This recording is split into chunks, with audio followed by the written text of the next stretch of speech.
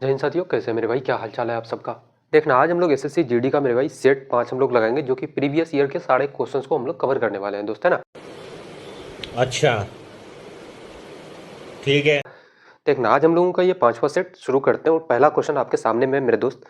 Question कह रहा है कि सबसे छोटी प्राकृतिक संख्या जो 33, 72, 11 और 18 से विभाज्य है वो आपको बताना है, ठीक है। और इसको हम लोग उड़ाएंगे, कोई फॉर्मूला नहीं मेरे भाई, बिना फॉर्मूले के इसको सॉल्व करने वाले हैं। इनफैक्ट जितने सारे क्वेश्चंस मैं सॉल्व करवाऊंगा ना, जितना सारा मेरे भाई, सभी क्वेश्चंस का मेरे भाई जीरो फॉर्मूला यूज होगा, ठीक है।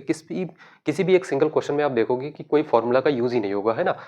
सिर्फ थोड़ा सा हम लोग लॉजिक लगाएंगे मेरे भाई, थोड़ा सा माइंडसेट, और उसको क्वेश्चंस को सॉल्व करेंगे। सबसे पहले ऑप्शन को लिखते हैं। ऑप्शन नंबर ए क्या है?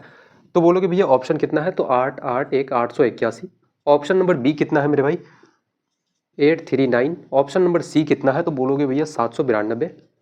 और इसका ऑप्शन डी कितना है? ऑप्शन से उड़ाएंगे दोस्त, है ना। 6, 9 और 6 आपका। अब एक चीज मुझे बताओ कि भाई प्राकृतिक संख्या 33, 72, 11 और आपका 18 है।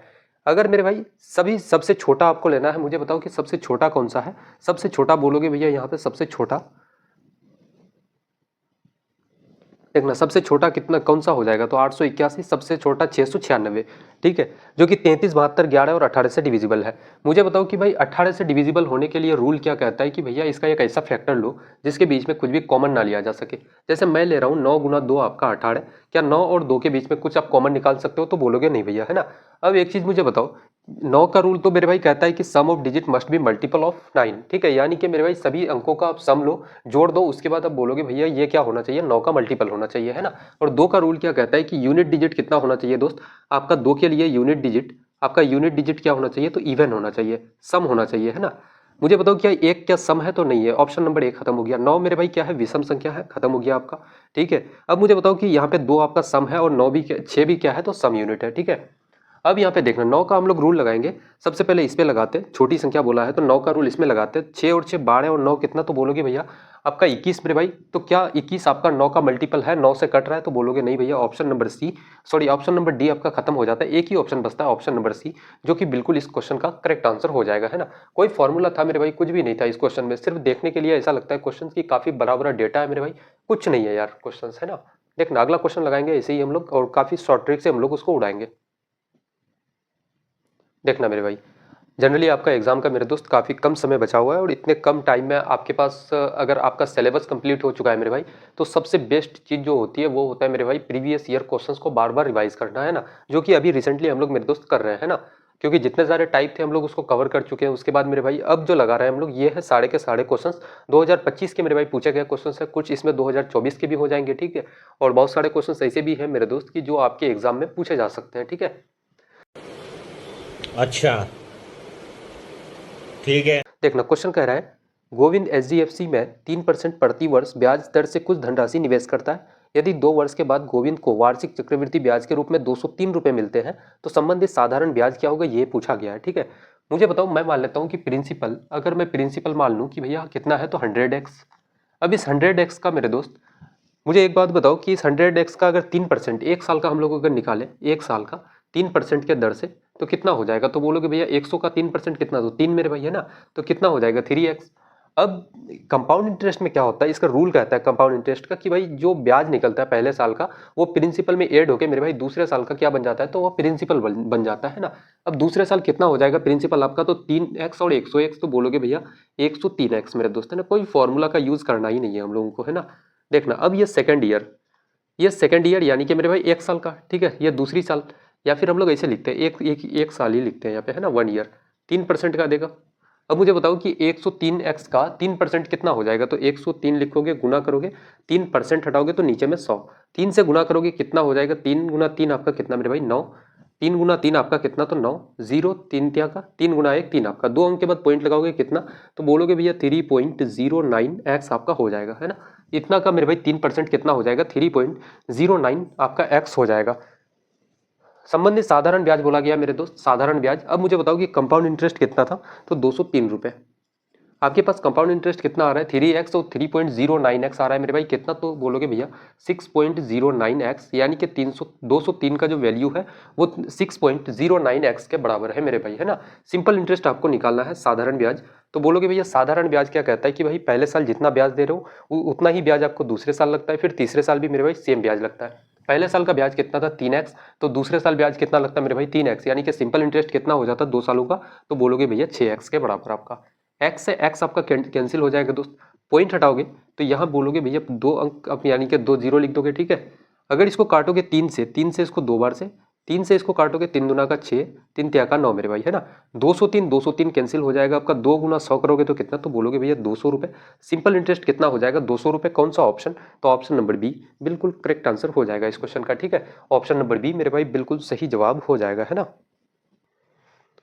देखना अब बच्चों का भाई एक माइंडसेट मैं आपको बता रहा हूँ, अगर थोड़ा सा अगर मेरे भाई भला बुरा है कुछ भी आप अगर बोल दो ना, तो वो तो कल से पक्का ठान लेंगे कि भाई सर जी का क्लास में तो पक्का आना ही नहीं है ना, क्लास तो करना ही नहीं है दोस्त, है ना।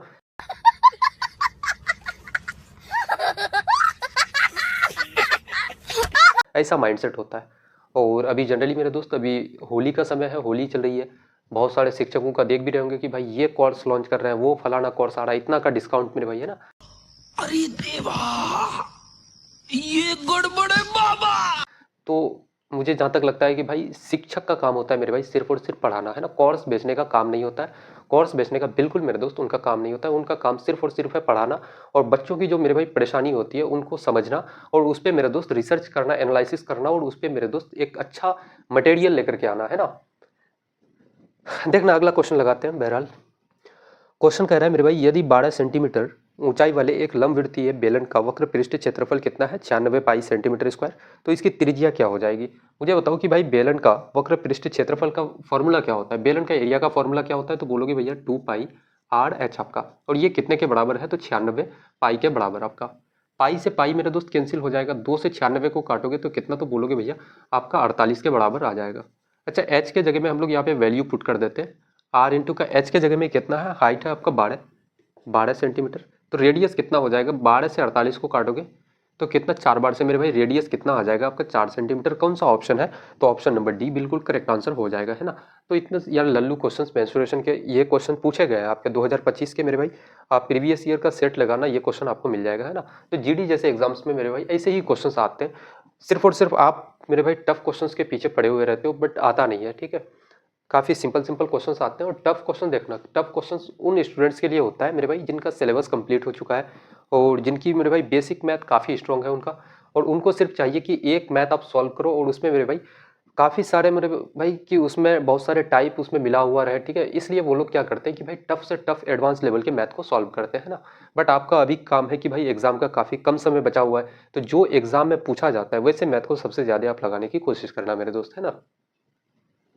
देखना क्वेश्चन कह रहा है, एक वस्तु को 1500 में बेचकर एक व्यक्ति को 150 रुपये का लाभ होता है, 24% लाभ प्राप्त करने के लिए उसे वस्तु को किस मूल्य पर बेचना चाहिए, ठीक है। अगर मेरे भाई 1500 में बेच रहा है, सेलिंग प्राइस कितना है, हम लोग एक एक चीज़ लिख देते हैं, ठीक है। सेलिंग प्राइस कितना है, तो बोलोगे भैया 1500, और उसको प्रॉफिट कितने का होता है मेरे भाई, तो 150 रुपये का।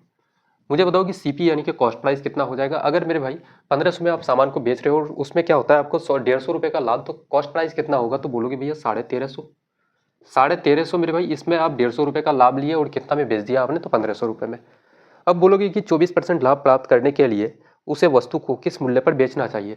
अब जो ये 1350 आपका जो सीपी है वस्तु का, जो मेरे भाई कड़िया मूल्य है, इसको अगर आप 24% का प्रॉफिट लोगे तो कितना में बेचोगे, तो बोलोगे भैया हर एक सामान अपने आप में 100% होता है दोस्तों, उसमें 24% का अगर प्रॉफिट करोगे तो कितना में बेचोगे, तो 124% में, है ना। परसेंट हटाओगे नीचे 100 आ जाएगा, 0 से 0 आपका कट जाएगा मेरे भाई, 5 से इसको काटोगे 2 बार से, 5 गुना का 10, 5 गुना 7 आपका 35 हो जाएगा, 2 से 124 को काटोगे कितना, तो 62 बार से कट जाएगा आपका। अब करोगे 27 गुना आपका 62, तो 7 गुना 2 14, यूनिट प्लेस पे 4 मेरे भाई। कौन सा ऑप्शन है, तो ऑप्शन नंबर एक ही आपका बचता है कि भैया 1674 आपका यूनिट प्लेस पे एक ही ऑप्शन का आपका 4 है, वो है कितना, तो ऑप्शन नंबर 1 यानी कि 1674 मेरे दोस्त बिल्कुल करेक्ट आंसर हो जाएगा, है ना। ऑप्शन नंबर ए बिल्कुल करेक्ट आंसर हो जाएगा इस क्वेश्चन का, है ना। देखना अगला क्वेश्चन लगाते हैं। क्वेश्चन कह रहा है कि 35 और x का चतुर्थ अनुपात, ठीक है, कितना है, तो फोर्थ प्रोपोर्शन कितना है मेरे भाई, 84 है। x का मान ज्ञात करना है कि भैया x का वैल्यू क्या हो जाएगा, चौथा प्रोपोर्शन, है ना। देखो 5 35 x का मेरे भाई चौथा, सबसे पहले कितना, ऐसे आप लिखो 5 लिखो, उसके बाद कितना है बटे का 35 लिखो आप, और मेरे भाई कितना है, तो बोलोगे भैया x लिखो, और बटे का क्या बोलोगे कि चतुर्थ अनुपाती कितना है, 84 आपका, ये चौथा कितना है, तो 84 मेरे दोस्त, इतना लिख दो आप, बस आपका आंसर मेरे आपके सामने में हो, ठीक है। 5 से आप 35 को काटोगे 7 बार से, 7 से 84 को काटोगे एक बार से, 12 गुना आपका 7 84 हो जाएगा। एक्स का वैल्यू कितना, तो बोलोगे भैया 12 के बराबर। कौन सा ऑप्शन मेरे दोस्त, तो ऑप्शन नंबर सी बिल्कुल करेक्ट आंसर हो जाएगा, है ना। कुछ भी नहीं था मेरे भाई, ऐसे क्वेश्चंस को आप चुटकियों में सॉल्व करना, है ना। देखना अगला क्वेश्चन लगाते हैं एलसीएम का, काफी बढ़िया सा क्वेश्चन मेरे भाई। 36, 45, 465 और 310 का एलसीएम आपका क्या है, ये आपसे पूछा गया है, ठीक है। हम लोग सबसे पहले इसको ऑप्शन से उड़ाएंगे, ऑप्शन लिख लेते हैं। तो ऑप्शन नंबर ए कितना है आपका 55, 60 मेरे दोस्त, कोई एलसीएम निकालने की जरूरत नहीं है। ऑप्शन नंबर बी कितना है, तो बोलोगे भैया 55, 80। भाई मेथड तो सारे के सारे शिक्षक पढ़ाते होंगे, है ना, बट जो लॉजिक होता है दोस्त क्वेश्चंस को उड़ाने का, वो आप सीखो, है ना, कि भाई क्वेश्चंस को काफ़ी शॉर्ट टाइम में आप कैसे उड़ाओगे। एग्जाम में तो ऐसा नहीं मेरे भाई कि मेथड मेथड आप करके सिर्फ क्वेश्चंस को बनाते जाओगे, है ना, क्योंकि काफ़ी शॉर्ट टाइम में एग्जाम में आपको क्वेश्चंस को सॉल्व करना होता है। मुझे एक बात बताओ कि एक यहाँ पे अगर एलसीएम लोगे, 36 है, 45 है, 465 और 310 का जो भी रिजल्ट निकल करके आएगा मेरे दोस्त आपके सामने में, जो भी एलसीएम आएगा वो तो इन सभी आपका संख्या से कटने वाला है, सभी नंबर से मेरे भाई कटने वाला है ना। तो आप बोलोगे हाँ जी भैया।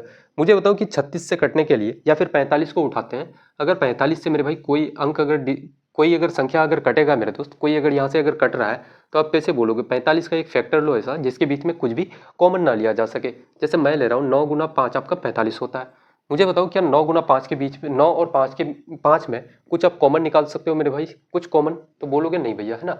और 5 का रूल क्या कहता है कि यूनिट प्लेस पे, 5 का रूल कहता है यूनिट प्लेस में क्या होना चाहिए मेरे भाई, यूनिट प्लेस आपका क्या होना चाहिए 0 या 5, तभी वो संख्या 5 से कटेगी, ठीक है। मुझे बताओ क्या यहाँ पे 0 है, तो नहीं है, ऑप्शन नंबर सी खत्म। यहाँ पे 8 है मेरे भाई, ऑप्शन नंबर डी खत्म आपका। दोनों जगह 0 है आपका, तो 5 का तो काम हो गया, है ना। अब हम लोग 9 का रूल लगाते हैं। 9 का रूल क्या कहता है कि sum of digit must be multiple of 9, है ना। यानी कि मेरे भाई सभी डिजिट का आप सम लोगे, सभी अंक का आप क्या करोगे, जोड़ोगे मेरे दोस्त, और वो क्या होना चाहिए, 9 का मल्टीपल होना चाहिए या फिर 9 से कटना चाहिए मेरे भाई, है ना, सेम बात है। सबसे पहले हम लोग इसको जोड़ते हैं। मुझे बताओ कि 8 और 5 13 और 5 कितना, तो बोलोगे भैया 18 आपका, कितना मेरे भाई, तो 18। 18 आपका बोलोगे भैया कितना से कटता है, 18 होता है। 18 9 से कटेगा, तो बोलोगे हाँ जी भैया कटेगा। अच्छा इसको भी एक बार वेरीफाई कर लेते हैं। 5 और 5 10 और 6 कितना, 16। 16 क्या आपका 9 से कट रहा है मेरे दोस्त, तो नहीं कट रहा है। ऑप्शन नंबर ए खत्म हो जाएगा, ऑप्शन बी आपका बिल्कुल करेक्ट आंसर हो जाएगा दोस्त, है ना।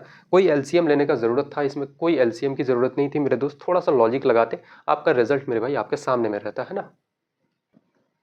देखना अगला क्वेश्चन लगाते हैं प्राइस कंज्यूमशन एंड एक्सपेंडिचर के ऊपर में। पेट्रोल के मूल्य प्रति लीटर 50% बढ़ जाता है। सबसे पहले हम लोग प्राइस लिखते हैं। प्राइस क्या होता है, 50% बढ़ जाता है। 50% का मतलब क्या होता है, आधा मेरे भाई 1/2। और यहाँ पे आप लिखो ओल्ड और इधर लिखो आप न्यू। पहले अगर प्राइस था 2 रुपये, तो अब एक की वृद्धि होकर कितना हो जाएगा, तो बोलोगे भैया 3 रुपये, है ना। अब यहाँ लिखो आप कंज्यूमशन, उसके बाद मेरे भाई कंज्यूमशन यानी कि खपत आपको कुछ भी पता नहीं है, और नीचे लिखो आप एक्सपेंडिचर यानी कि खर्चा। एक बात मुझे बताओ कि एक्सपेंडिचर का फॉर्मूला क्या होता है, मैं आपको बता दे रहा हूँ यहाँ पे कि एक्सपेंडिचर बराबर होता है मेरे भाई प्राइस इनटू का कंज्यूमशन, है ना। यानी कि आप जैसे आप मार्केट जाते हो आलू खरीदने के लिए दोस्त, है ना, या फिर सिंपल सा समझ लो कि मेरे पास एक मार्कर है, इस मार्कर का मेरे भाई प्राइस अगर है 20 रुपये, तो मैं अगर 2 मार्कर मार्केट से खरीद करके लाता हूँ, तो अब बताओ कि इसका प्राइस कितना, इसका एक्सपेंडिचर कितना हो जाएगा मेरे भाई, खपत यानी कि कंज्यूमशन कितना हो गया, तो 2, और प्राइस कितना था 20 रुपये। प्राइस इंटू का कंज्यूमशन आप करो कितना हो जाएगा, 20 गुना 2 आपका 40। तो एक्सपेंडिचर यानी कि खपत खर्चा कितना आपका हो गया मेरे दोस्त, तो बोलोगे भैया 40 रुपये, है ना। खर्चा कितना हो गया, तो 40 रुपये। अब यहाँ पे देखना, सबसे पहले हम लोग एक्सपेंडिचर के बारे में बात करेंगे। खर्च केवल 23% बढ़ता है मेरे भाई। अगर पहले कितना था 100 था, अब 23 बढ़ जाता है, कितना हो जाएगा, तो 123।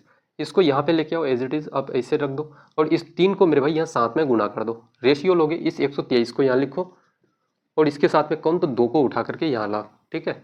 3 से अगर 123 को काटोगे, 3 गुना 4 आपका 12, 3 गुना 1 3 आपका। मुझे बताओ कि कंज्यूमशन पहले कितना हो रहा था, खपत 100, अब कितना हो रहा है 41 गुना का कितना मेरे भाई 82। अब कितना का खपत हो रहा है, तो 82 का। कितना कम हो रहा है खपत में, कितना की कमी, यहाँ हम लिख भी देते हैं कि भैया खपत में कमी, खपत में कमी, या फिर परसेंट आप भी बोल सकते हो, ठीक है। कितना का, तो बोलोगे भैया 18% का आपको कमी हो जाएगा, है ना। देखो दुनिया में हर एक चीज़ मेरे भाई कितना होता है, अपने आप में 100%, ठीक है। और यहाँ पे कितना का कमी हो रहा है, तो 18 का। हर एक चीज़ 100% होता है। यहाँ पे मेरे भाई आपका पहले 100 था, इसका मतलब कि एक यूनिट का वैल्यू 1% के बराबर। खपत कितना का कमी हो रहा है, 18% का, यानी कि मेरे भाई 18 रुपये का कमी हो रहा था, तो 18%, है ना। सिंपल सा था दोस्त, है ना। कौन सा, तो बोलोगे भैया ऑप्शन नंबर बी इसका बिल्कुल करेक्ट आंसर हो जाता है ना दोस्त।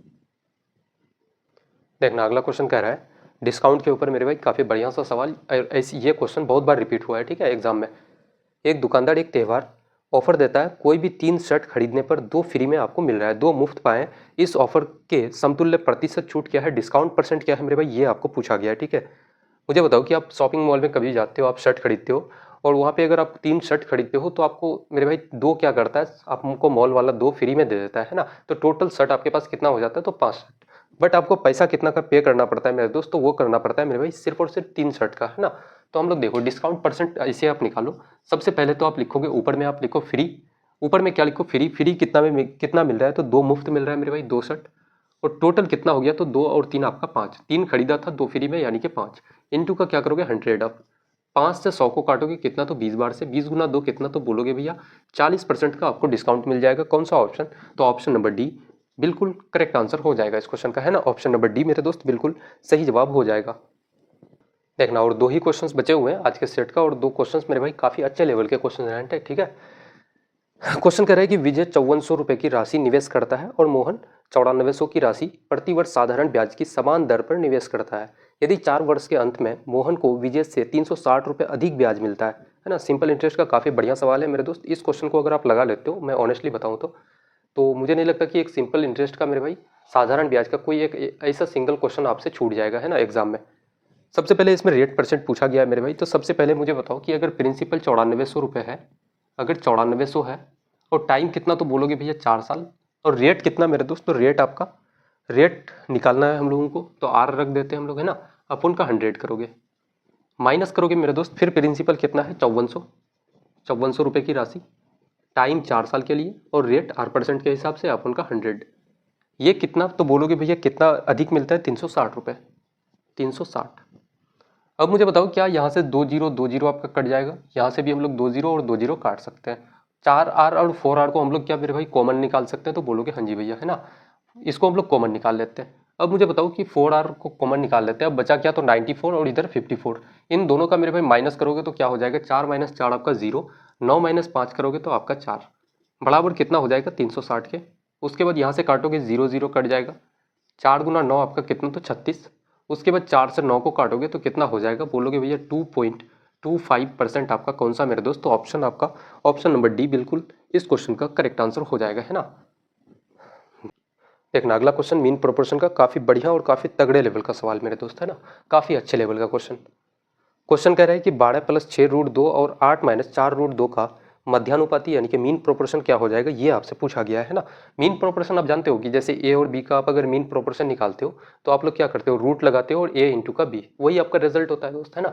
तो हम लोग मध्यानुपाती निकालेंगे। अगर इसका अगर मध्यानुपाती या फिर मीन प्रोपोर्शन अगर निकालते हैं तो हम लोग क्या करेंगे, बोलोगे भैया रूट लगाओ, रूट लगाओगे और क्या है, तो 12 + 6√2, 12 + 6√2 और गुना में क्या है मेरे भाई, गुना करोगे। उसके बाद बोलोगे भैया 8 - 4√2 कितना है, 8 - 4√2 आपका, है ना।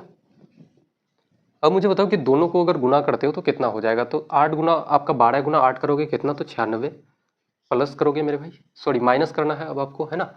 प्लस और माइनस क्या हो जाएगा, तो माइनस मेरे भाई 12 गुना 4 आप करोगे 48 और कितना है, तो √2। अब यहाँ से क्या है, तो प्लस आपका 6 गुना 8 कितना, तो 48 आपका, 48√2 और प्लस माइनस में मिलके क्या हो जाएगा, माइनस 6 गुना 4 करोगे आपका 24 और √2 मिलके क्या हो जाएगा, तो 2 आपका, है ना। 6 गुना 4 24, 24 गुना 2 कितना, तो बोलोगे भैया 48। इसके ऊपर क्या लगा देना, तो रूट लगा देना दोस्त, है ना। अब मुझे बताओ कि 48√2 प्लस माइनस आपका कट जाएगा। यहाँ पे आपके पास बचा कितना, तो 96 माइनस का 48 करोगे तो कितना बचेगा, बोलोगे भैया 48 आपका, है ना। अच्छा 48 को मुझे बताओ कि 16 त्या का 48, 16 गुना 3 हम लोग लिख सकते हैं दोस्त, है ना। 16 गुना 3 लिख सकते हैं, तो बोलोगे हाँ जी भैया, है ना। इसी को हम लोग डायरेक्ट ऐसे भी तो लिख सकते हैं कि भैया 16 गुना 3। अब मुझे बताओ कि 16 का रूट हटाओगे तो 4 आ जाएगा और √3 मेरे भाई 4√3 कौन सा ऑप्शन है, तो ऑप्शन नंबर बी इस क्वेश्चन का बिल्कुल करेक्ट आंसर हो जाएगा, है ना। तो आज का सेट मेरे भाई यहाँ तक कंप्लीट होता है और काफ़ी अच्छे अच्छे हम लोग क्वेश्चंस लगाए और ऐसे क्वेश्चन जो आपके एग्जाम में सीधे डायरेक्ट मेरे भाई हिट करेंगे, है ना। इससे बाहर मैं आपको बताऊं ऑनेस्टली कि इससे बाहर आपका सवाल नहीं पूछा जाएगा भाई जीडी में, ऑनेस्टली बताऊं तो, ठीक है।